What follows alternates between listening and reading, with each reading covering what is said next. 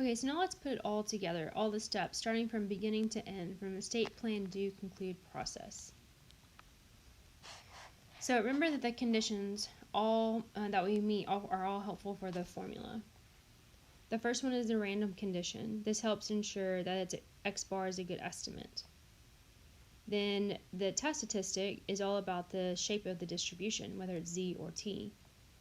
And then the 10% condition, it allows us to use a familiar formula for the standard deviation of the sampling distribution when we are sampling without replacement.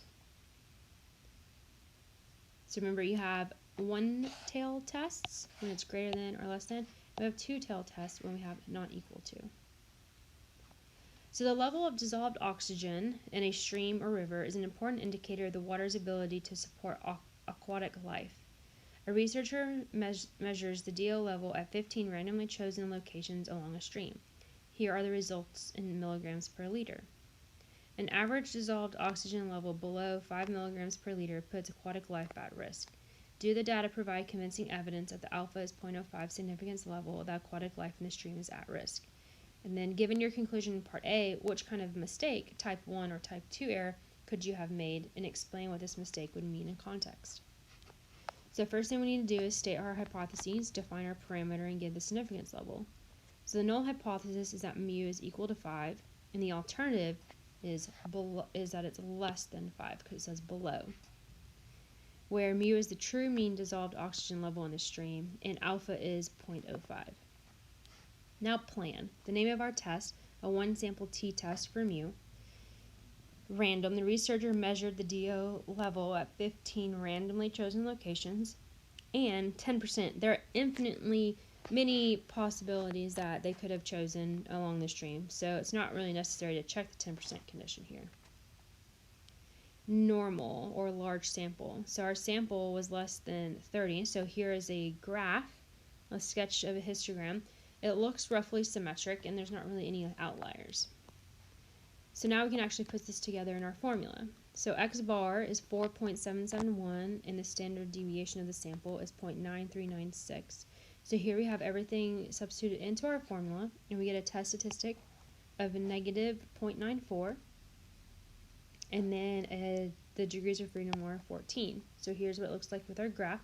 So we're looking for the probability of this, or this particular area.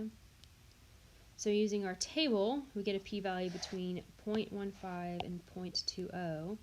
Using the calculator, we get 0.1816, which, as you can see, is definitely in that interval. So we're still getting the same results, just one's giving us a singular value, whereas the other is giving us an interval.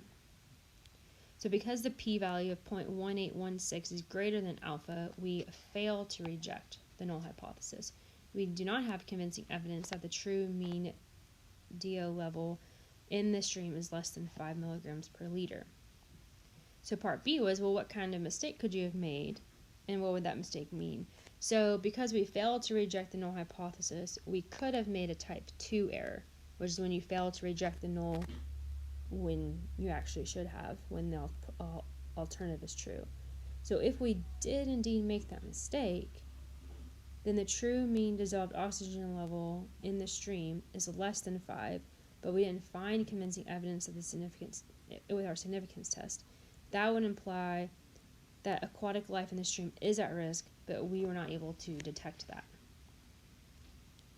Remember, if you're using your calculator on the exam and not going to give the formulas and show all the work, you must give the name of the test statistic. For means, we also have to give the degrees of freedom and then the p-value.